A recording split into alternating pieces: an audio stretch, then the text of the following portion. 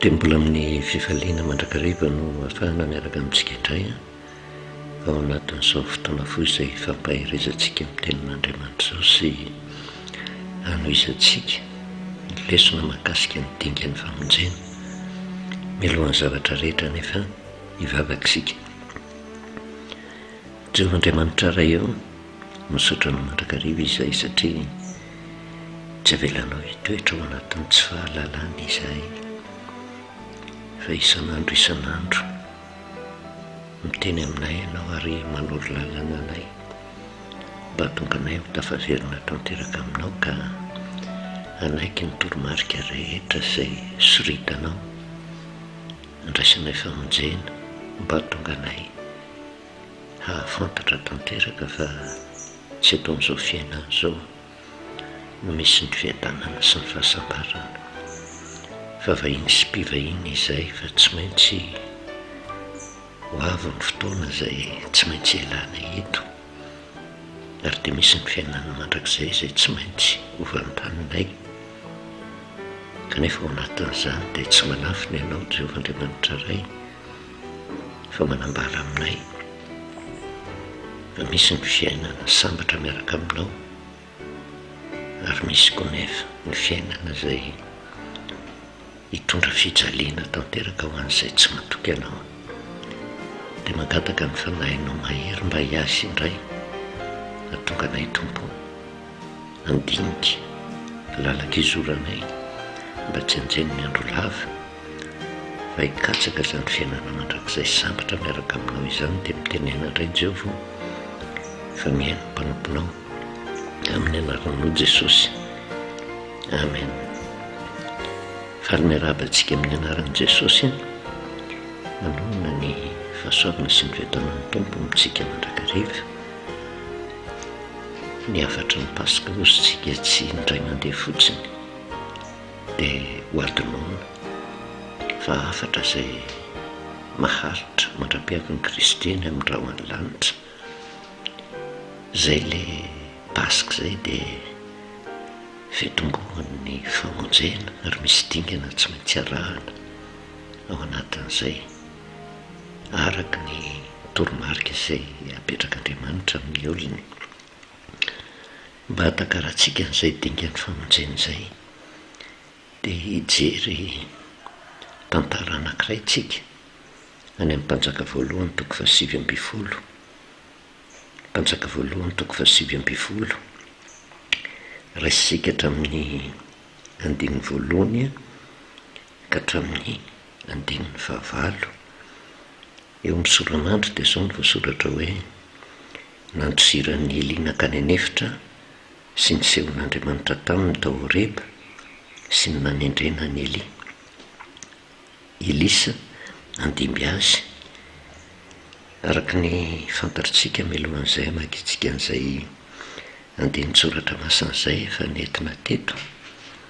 fa rehefa hiainga eo amin'ny tany Egipta ny zanak'Israely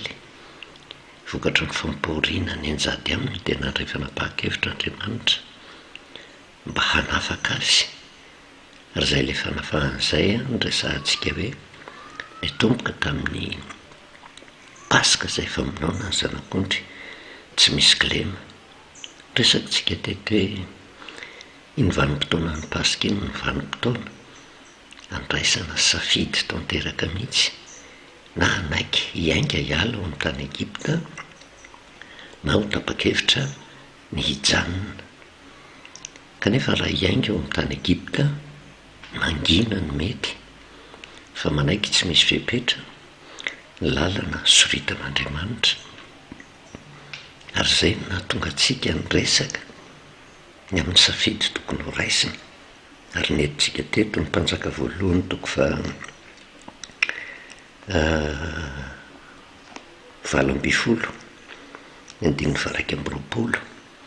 hoe misy safidy tsy maintsy raisin'ny olona. Andriamanitra tsy mba manery ny olona mihitsy hoe tsy maintsy miainginareo fa manorotra lalam-panafahana izy. Raha manaiky mihaino ny feon'ny olona dia manaiky ny sitrapon'Andriamanitra. Manana safidy ny olona. Raha te hijanona izy dia mahazo mijanona ary araky ny nambarantsika hoe tsy hoe ho an'ny zanak'Israely reraka ny fanafahana ny kasain'i Jehovah tanterahana atao amin'ny tany Egypte, fa ho an'ny Egyptianina ihany koa, satria ny afatra izay tonga tamin'ny zanak'Israely sy ny Egyptianina na dia ny fieritreretan'ny olona azy hoe fandringanana ny Egyptianina dia fialan'Andriamanitra nenina,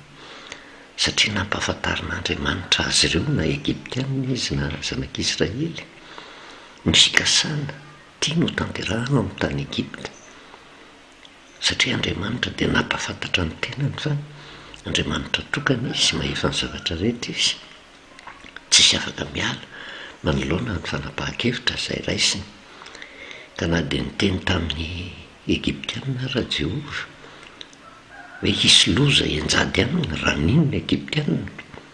tsy nisy fandringanana taminy, fa ny Egyptianina dia tandindry ny olona tsy mino, tsy natoko tanteraka mihitsy izy hoe vita fandringanana hiatra aminy ny Jehovah Andriamanitra izay nivavahan'ny Israely io, ary tsy afaka milaza mihitsy sika hoe miangatra Andriamanitra ka tanjona an-kendreny dia andringana ny Egyptianina, fa fialan'enina mandra-pahatonga ny loza fahafolo, satria loza folo ny nandalo tao amin'ny tany Egypta, fa tsy niteraka fitodiana tamin'ilay Jehovah Andriamanitra nivavahan'ny Israely mihitsy. Ny Egyptianina izay no nahatonga ny loza niatra taminy, fa ny zanak'Israely kosa vokatry ny etaeta ny teo afaka dia nankatoa tsy misy fepetra. Ny afatra nampitondraina amin'ny Mosesy ka ny toromarika rehetra napetrak'Andriamanitra dia nitanterahany avokoa izay netomboka teo amin'ilay famonoana ny zanak'ondry. Tsy misy kilema izay fitomboany ny fanafahana ny zanak'Israely teo amin'ny tany Egypta, ary ny teny izay noraisintsika tamin'izay vanim-potoana izay dia Mpanjaka voalohany 7:20, 19:20 manao hoe ary dia nakeo amin'ny olona rehetra Eli ka nanao hoe mandra-boviana no irosaina ianareo raha Jehovah no Andriamanitra manaraha azy, fa raha bala kosa ozy dia manaraha azy. Kanefa tamin'izany ny olona rehetra tsy namaly azy akory, satria Eli irery nandray fanapahan-kevitra, ary teo anatrehan'izay nefa dia araka ny hitantsika fa teo daholo ny mpaminan'ny Asera sy ny mpaminan'ny Bala rehetra izay ny totaliny dia 500. Le maro ny isany hitan'ny zanak'Israely ka tsy nandraisa ny fanapahan-kevitra tamin'ny vanim-potoana io. Ianao rery ve Eli no andeha hiteny an'izany? Ahoana no hanekenay fa marina izany? Dia ny salasala tsy nandray fanapahan-kevitra ny zanak'Israely na dia nafantatra aza fa mpaminan'i Jehovah Eli, satria ao ny tahotra ny mpanjaka, ao ny tahotra ny Jezebely, ao ihany koa ireo olona marobe izay nanaiky ny fitantanana izany mpanjaka izany, dia naorina teo amin'ilay fahamaroana ny famarinana ny tenin'Andriamanitra ka nahatonga ny zanak'Israely hisalasala teo anatrehan'izay. Safidy no napetraka, tsy misy antery. Rehefa hitanareo fa Jehovah no Andriamanitra dia manaraha azy, raha bala kosa dia manaraha azy, fa misy nefa ny voka-dratsiny tsy maintsy miatraika. Tsy ho jerevantsika ny fandehan'ny tantara, nisy fifaninanana ny tanterahana teo izay nanaon'Andriamanitra ny maizy azy, ary rehefa atao aorianan'izay dia Mpanjaka voalohany 7:20, tsy arakaraka ny zavatra mitranga hoe ny fiazonan'ny Eli, ny famarinana sy ny nanekeny ny tenin'i Jehovah ny zavatra mitranga taminy, satria Jezebela dia izay vadiny Ahaba mpanjakan'ny Israely dia tena vehivavy drentilisa mpisoron'ny Asera, ary tsy manaiky an'i Jehovah ho Andriamaniny. Rehefa nahita ny zavatra nataony Eli izy dia nitantaran'ny Ahaba tamin'i Jezebela ny zavatra nataony Eli, tezitra Jezebela, ary nandrahona ny Eli tamin'ny vanim-potoana io, izay niteraka tahotra tao anatin'ny Eli, ka na dia teo ara Jehovah Andriamanitra izay tena niankinany tena njary nisy tahotra tao anatiny manomboka eo amin'ny mpanjaka voalohany toko fa 20 raisitsika hatramin'ny 15 ka hatramin'ny 19 dia nolazainy ahaba tamin'i Jezebely hozy izay rehetra nataony Elia dia namonoany ny mpaminany rehetra tamin'ny sabatra. Ary Jezebely hozy naniraka olona tany amin'ny Elia na hoe ataon'ireo andriamanitra amiko anie izany, eny mihoatra noho izany aza raha tsy ataoko toy ny aininy anankiray amin'ireny ny ainao raha maraina toy izao, satria raha voafantatry Jezebely fa mpaminany Jehova tamin'izany vanim-potoana izany dia naringany avokoa. Ary dia izay no nandrahoana ny Elia hoe tena ianao koa raha tratrako ianao dia ataoko tahaka ny anankiray amin'ireny ny ainao izy raha maraina toy izao. Ary izay no nakivy any Elia ka nahatonga azy nandrositra 17. Ary raha nahita izany izy dia nenga ozy ka lasa nandeha hamonjy ny ainy dia nakany Berseba izay any Joda ary ny zatovo najanony tao. Fa izy kosa nandeha laliny indray andro tany anefitra ary tonga ka nipetraka teo ambanin'ny anjavidy anankiray dia nangataka ho faty izy ka nanao hoe aok'izay ozy aleony aiko ankehitriny Jehova fa tsy tsara no nrazako akivy izy, nandrositra izy. Ary tena nangataka ny ho faty satria tsy zakany le valifaty ataony Jezebela taminy. Ary matetika tolaka izany foana rehefa andray fanapahan-kevitra ianao isafidy anaraka an' Jehova, tsy maintsy misy fahavalo izay isakana anao tena tsy handray ny famarinany tenin'Andriamanitra. Ary matetika raha vao izay ny jerevana dia tonga amin'ny fiamorana ny olona ary azo lazaina hoe tonga tamin'ny fiamorana Elia teto satria kivy ratsy izy, nanjary tsy nahatsapa intsony ny fiarovan'Andriamanitra azy teo anatrehan'izany rehetrarehetra izany. Fa niainga izy dia nandrositra izy mba tsy ho azo ny tanan'i Jezebely ary nangataka tamin'i Jehova izy satria izy nieritreritra fa tena sitrapon'Andriamanitra no nanomezany safidy ny zanak'Israely ary navita fahagagana ngeza be izy. Azontsika vakiana ny mpanjaka voalohany toko 20 izay tena nampisehoan'Andriamanitra ny maha-izy azy kanefa tsy araka ny neritreretina ny zavatra nitranga fa vomaika ny fofony ainy Jezebely dia kivy izy. Ahoana koa ara zany fiarahana amin'Andriamanitra izany fa nanantena fiadanana izy kanefa tohatra ny fanenjehana ny anjady taminy nandrositra izy, tsy tapa-kevitra intsony izy nanio ny asa. Mipetraka teo ambanin'ny anjavidy anankiray izy dia nangataka ny ho faty. 15 ka hatramin'ny 20 raha nandro natory teo ambanin'ny anjavidy anankiray izy dia indro nisy anjely ozy nanohana azy ka nanao taminy hoe miarena ka homana. Ary misy zavatra tsara ho fantatritsika satria matetika raisin'ny olona ho tantara fotsiny ity fa tsy fantatry ny olona ny zava-panahy. Tian'Andriamanitra ampitaina ao ambadika izay zavatra mitranga na ny tantara niseho tamin'ny Elia izay. Nisy anjely ny rahan'Andriamanitra izay nampahery ny Elia hoe mirena ianao izy. Ary ny zavatra nataony dia mihinana dia nijery Elia ozy dia indro teo anilany lohany nisy mofo voahindy tamin'ny vato mamay sy rano ray tavoara ary nihinana sy nisotro izy dia nahandro indray natsapanao anohanana izy. Misy antony nefa io le mofo izay hitany teo amin'ny lohany io, mofo sy rano mety ho hafahafa amintsika ny andray ny hafatra ao anatin'izay fa tandindo ny fandraisana fanasan'ny tompo ity zavatra mitranga ity raha mijery ny zava-panahy ao anatiny. Fandraisana fanasan'ny tompo, sakafo izay natolotra ny Elia mba hampahery azy, mba hatonga azy hitsangana ka noho indray nidia fa nihinana ihany Elia, nisotro ihany Elia. Fa ny zavatra mitranga nefa dia niverina natory izy. Fantatr'Andriamanitra nefa ny toe-panahy nananany Elia, nampahery azy mandrakariva. Ilay anjely ny 17 ary afanindroany indray ilay anjelin'i Jehova ka nanohana azy ka nanao hoe mifoaza ka homana fa lavitra loatra ny alehanao. Dia nifoy izy ka nihinana sy nisotro ary nandeha tamin'ny tanjaka hazo nozy tamin'izany ianina zany 40 andro. Ary io no isotomantsika lesona makasika ny dingany famonjena, satria ny zavatra tsikaritra eo dia misy fahavalo, ny fofo ny ainy Eli ary ny tanjona kendren'ny fahavalo dia ny amono azy, ny atonga azy emotra, ny atonga azy tsy atoky an' Jehova. Kanefa nisy vahaolana natolotr'Andriamanitra azy dia fanomezana azy mofo sy rano.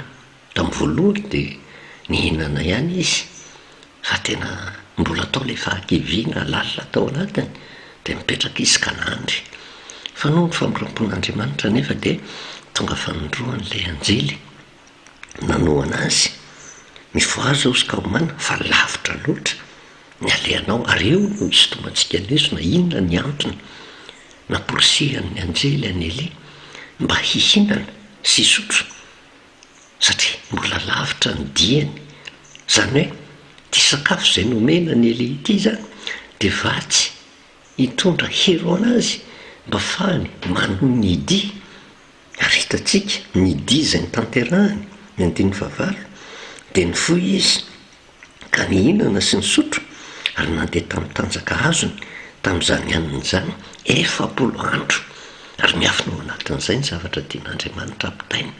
Vatsy nomena ny Eli mba fahany manontotosa ny dia mandritra ny 40 andro ao anatin'ny soratra masina. Zay le tsy hoe tsy hazavaintsika amin'ny herin'ny tenantsika fa soratra masina no avela manazava soratra masina. Fa amin'Andriamanitra araka ny teniny any amin'ny Peterana ny ray andro amin'ny tompo dia tahaka ny arivo-taona, ary ny arivo-taona amin'ny tompo dia tahaka ny ray andro. Ary misy zavatra tahaka an'izany mandrakariva tian'Andriamanitra ampahafantarina ny olona, mba ahafantarany olona ny zava-miafy ny tenin'Andriamanitra. Ary raha mijery tsika zao ny any amin'ny nomery toko fa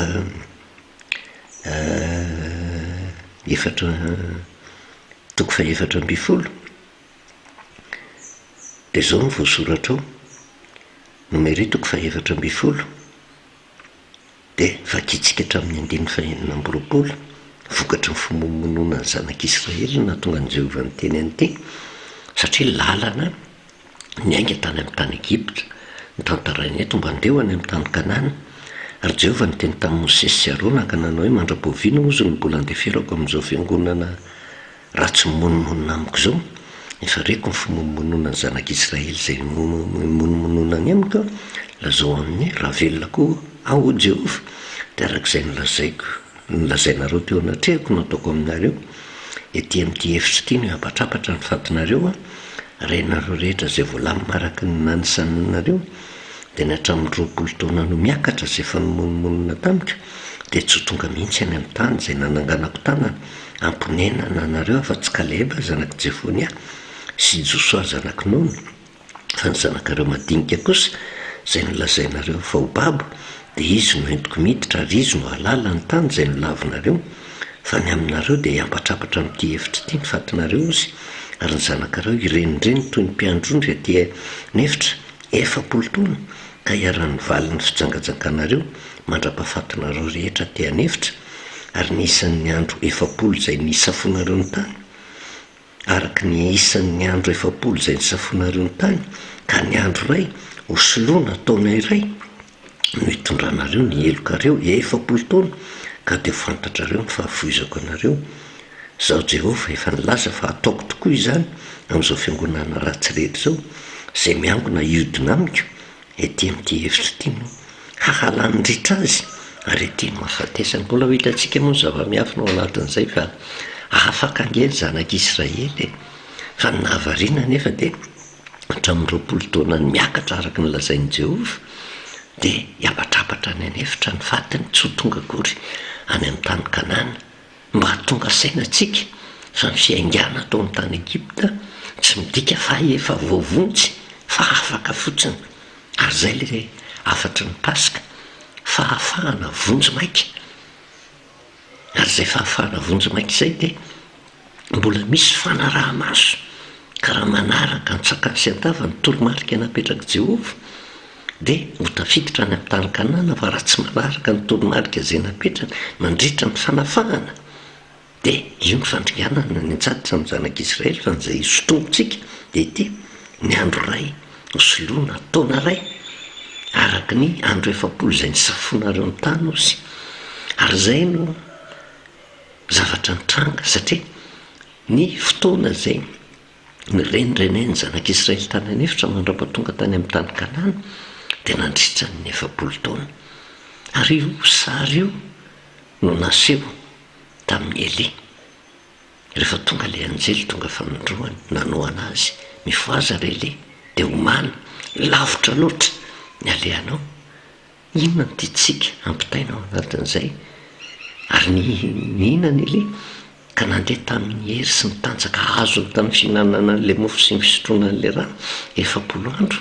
ny andro ray soloana taona ray 7 taona tandindon'ilay lalina nyzoran'ny zanak'Israely hoe lavitra loatra ny lalakale tsy moramora ny fianganana ny tany Egipta tsy maintsy mandalo hevitra mandritra ny 7 taona ary fanamboaran'i Jehovah sy fizahan-toetra ny zanak'Israely zany mandritra ny vanim-potoana ny fanafahana ka raha mahatoky amin'izay lalan'izay sy mahatsapa ny afatry ny fanafahana dia ho tafiditra any amin'ny tany Kanana fa tahaka ny Elia dia nihinana izy vatsy nomena azy mba hanana hery ahafahana manatanteraka ilay lalana nandritra ny 7 andro izay midika 7 taona dia tandindony zanak'Israely io ny afatra napetraka tamin'ny zanak'Israely satria tamin'ny andro Pasika izay ny araka ny fantatsika dia fahatserovana ny fahafatesan'i Jesosy fa tsy hoe maty fotsiny izy fa misy antony manokana satria nisy olo-toerana tsika teo amin'ny hazo fijaliana ary tsy isika izay milaza ny tenantsika ho kristianina fotsiny fa mety ho hafahafa amintsika nandray ny afatra teto hoe tena tamin'ny vanim-potoana nahafatesan'i Jesosy izay tandindro ny fahafatesany zanak'ondry tsy misy kilema afaka izao tontolo izao hoana moa ny ilazantsika fa afaka izao tontolo izao afaka manao izay tiana atao ny olona rehetra ary izay mbola ahafahan'ny olona amin'izao vanim-potoana izao na tsara na ratsy manao izay sitrany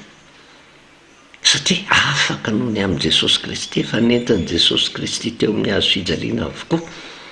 ny valikeloka tokony hiatra amin'izao tontolo izao dia nomena fahafahana vonjy-maika izao tontolo izao fa tsy hoe afaka dia afaka manao izay tiana atao fotsiny fa mbola misy ny didim-pitsarana farany raha tonga saina ny ankamaroan'ny olona ao anatin'ny fahafahana vonjy-maika anke izy mbola zahana toetra izy kanefa ny vanim-potoana fizahan-toetra ny olona izay fandraisantsika tamin'ny batisa nandalovan'i Jesosy Kristy sy ny fadiny ihany na 7 andro sy 7 alina izany hoe 7 taona izay mahatonga antsika ny resaka hoe fifadikanana dia tena fiainana fa tsy zavatra tanterahana ao anatin'ny andro anankiray ao anatin'izany rehetrarehetra izany dia misy ny fanafahana tanteraka fa miandry mbola misy ny didy farany izay avoakan'Andriamanitra ary eo anatin'izay ho an'ny olona izay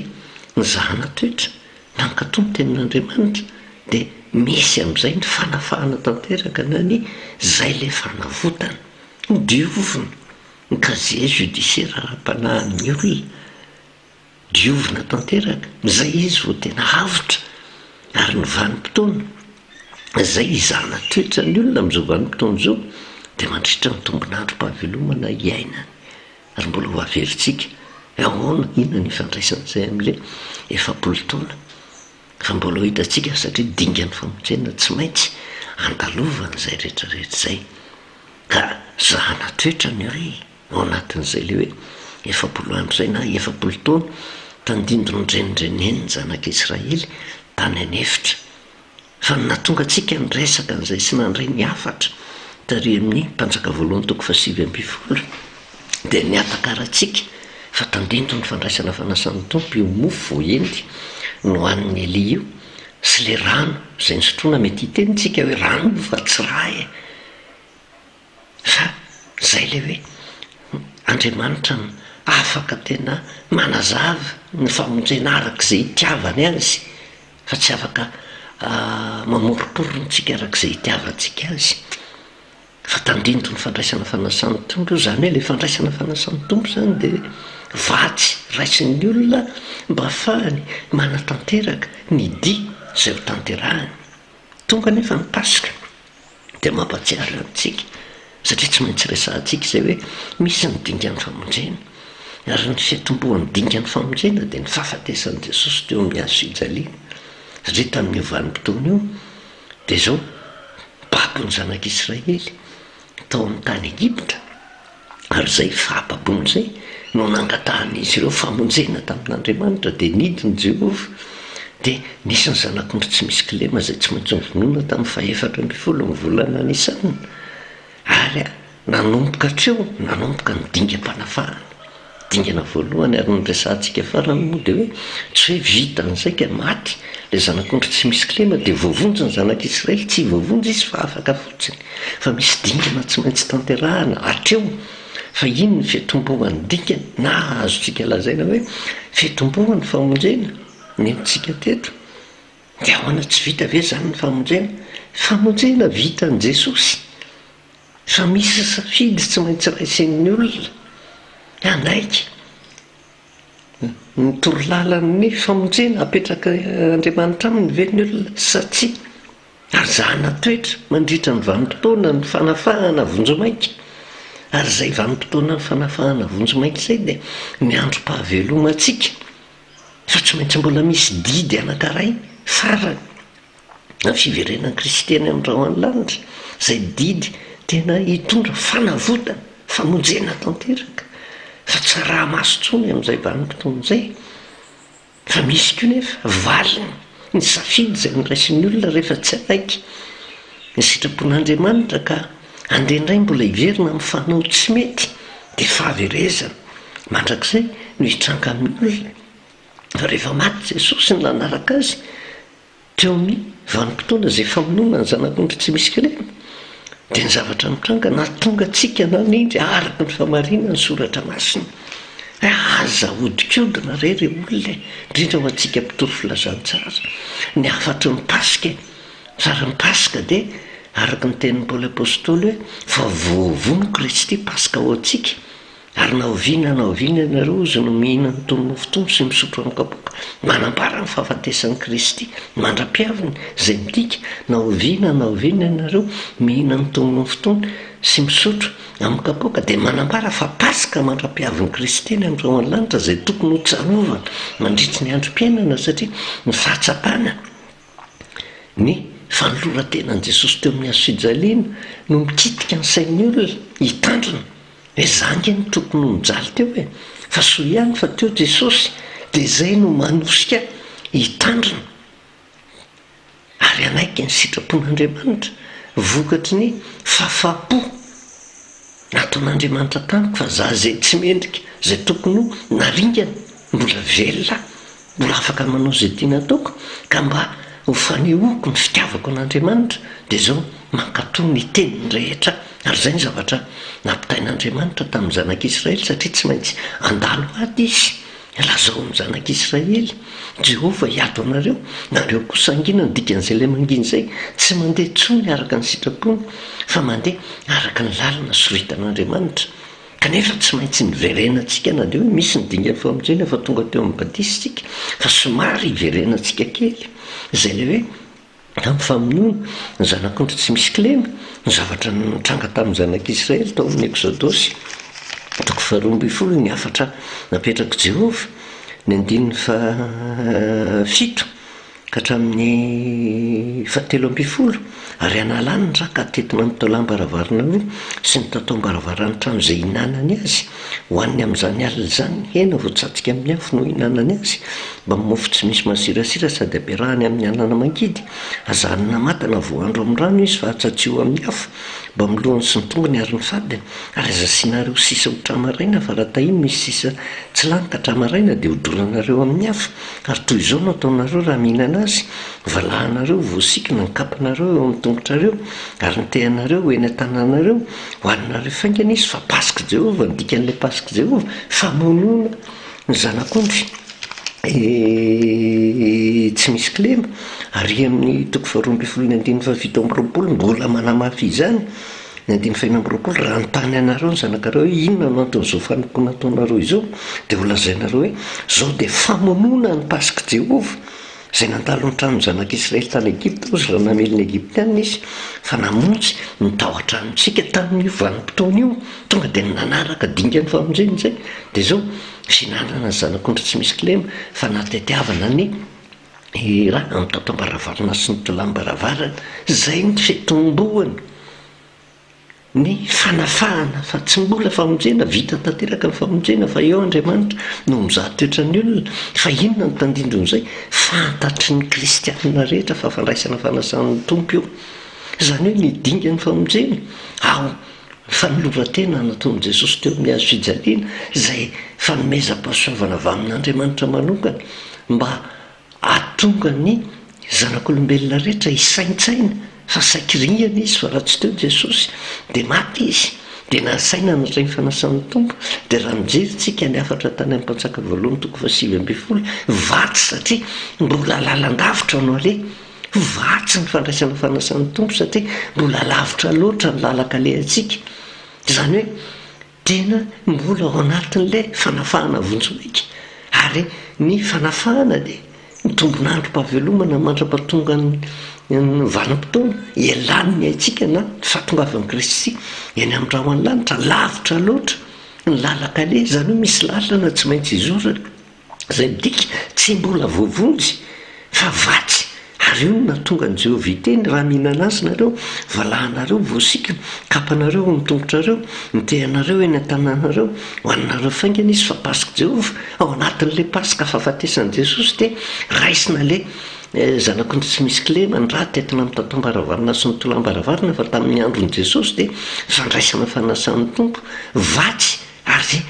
eo ilay midika misy safidy tsy maintsy niraisana tsy angatahan'andro mitsangana no hinanana azy hoanina faingana satria maika te hialo ny tany Egipta maika te ho afaka dia tonga dia mandray fanapahan-kevitra hoe hoaniko faingana ity vatsomena satria mbola lavitra ny lalaka lehako ary zay zavatra izay ny zavatra tokony ho tsarovatsika ary dia tsy maintsy iresahantsika ny zava-miafy ny fanasan'ny tompo na dia efa nisy fanazavana antsika raha tao aloha satria dingan'ny famonjena tsara ho fantatry ny rehetra izany tsara ho fantatry ny kristianina satria be dia be ny kristianina mandray fanasan'ny tompo fa saingy tsy fantan'akory ny zava-miafina lehibe ao ambadik'izay fandraisana fanasan'ny tompo izay fa ilay fampanantenana pokaty atao ny mpitoro filazantsara foana matetika tafitany amin'ny olona hoe ka rehefa mandray fanasan'ny tompo ianao dia matoky fa efa voavonjy sy mbola voavonjy izany ianao fitomboany dingan'ny famonjena iny fandraisana fanasan'ny tompo iny zay hojerevantsika fa ny zavatra lehibe azontsika antoka eto dia tahaka ny ale ho any faingana mbola lavitra ny lalaka lehanao izany hoe mbola tsy voavonjy ianao fa mbola misy lalana tsy maintsy izorana ary eto ny zanak'Israely raha nandray ny fanasan'ny tompo dia tena vatsy io satria hiainga izy lalandavitra no alehany any anefitra mandritra ny 70 taona zay vao tonga any amin'ny tany Kanana kanefa na eny ary araka ny tenyny vakintsika tany amin'ny Nomeria mbola misy any angeny ringana ndikany tafavoaka tao amin'ny tany Egipta fa ringana tany anefitra dikany tsy tonga tany amin'ny tany Kanana dikany tsy nahazo famonjena ary zay tantara zay no tokony isaintsainantsika hoe aza matokotoko be fahatany fa dinio tsara ny soratra masina andreo dia anatena ho voavonjy kanefa ndray andro anenina tsy ho tafiditra ny fanjakan'ny lanitra satria tsy nanaraka ny sitrapon'Andriamanitra ka vatsy omenan'ny olona andeha lalandavitra lavitra loatra ny lalaka le ary zay ny zava-miafina tsara ho fantatritsika ao anatin'ny fahafatesan'i Jesosy nofo ny hoanina nofo ny zanak'ondry ny hoanina raha tetina amin'ny tatam-baravarana sy ny tolam-baravarana fa rehefa tonga Jesosy tsy misy tsony zanak'ondry tena ny vononana arabaky teny fa karazana symbola no nataony mofo tandindron'ny nofon'i Kristy ary ny kapoka misy ny dohay tandindron'ny rany fa tary amin'ny Eli ny fomba fiseho andray dia mofo voaendy sy ny rano tany-tavoara zay tandindro ny fandraisana fanasan'ny tompo vatsy nentiny nandritra ny 7 andro. Noho izany zany tsara ny afantarantsika an'izay vatsy na sakafo hohanina mba hoentina miatrika ny lalandavitra tsy maintsy izorana ary avy amin'Andriamanitra. Zany rehetrarehetra zany dia zay le dingan'ny famonjena amboarantsika dingan'ny famonjena fa na anatray fanasan'ny tompo ary tsika tsy midika fa efa voavonjy fitomboany dingan'ny famonjena zany zay tsy maintsy ekena ary dia tokony isaintsaintsika ao anatin'izany rehetrarehetra zany satria matoa mipetraka ny teny soratra masina dia misy antony hodinihana mba takarantsika ny zava-panahy tian'Andriamanitra ampitaina amintsika. Fandraisana fanasan'ny tompo tao amin'ny Pasika mbola tsy tafala tao amin'ny tany Egypta, andray fanasan'ny tompo ny zanak'Israely vatsy io satria lalandavitra isedra ady izy tahaka ny Elia ihany koa mbola lavitra ny lalakale ary zany rehetrarehetra zany tokony hosaintsainantsika tsy atokotoko be fahatany anka satria efa maty Jesosy dia efa voavonjy sika, nandray fanasan'ny tompo dia efa voavonjy fa mbola fitomboan'ny dingana zany tsy maintsy nandalova ary tsy maintsy ekena famarinan'ny tenin'Andriamanitra raha te hahazo famonjena tahaka ny zanak'Israely tamin'izany vanim-potoana zany tena tsy niady varotra fa tonga dia nankatoa ny afatra nampitain'Andriamanitra azy. Manomana vatso tsika Andriamanitra, anjarantsika ny mandiny tena hoe ho raisitsika araka ny tokony misy hoe ny vatsy omen'Andriamanitra atsika satria mbola lalandavitra no izorantsika tombonandro fahavelomana omenantsika mandra-pahatonga ny fialantsika aina fa ho avy ny didim-pitsarana farany nahataty ny fizahantsoetra napetraka Andriamanitra ventsika. Voninahitro n'Andriamanitra rery ihany vavatsika misotranao Jehovah-Andriamanitra ray no teninao ndray izay tonga taminay teny izay manorotsorotra amin'ny antsim-piriany dingan'ny famonjena zay efa lalina soritanao hatrany amin'ny testamenta taloha ampatsirovinao anay indray amin'izao vanim-potoana izao satria tsisy afaka miala izahay fa ny anefitra amin'izao vanim-potoana izao ary misy ny vanim-potoana voatendrinao zay amoahanao didim-pitsarana farany ny renay sy angatahanay dia ny fanahinao no hiasa tanteraka ao anatiny ny orinao zay tonga saina tompo mba tsy anda fa naiky tsy misy fepetra lalina zay soritanao dia misotra indrindra ray ny anaranao Jesosy, amen. Dia manao velomantsika amin'ny anaran'i Jesosy manao ny fahasoavana sy ny fiadanan'ny tompo ho amintsika mandrakariva.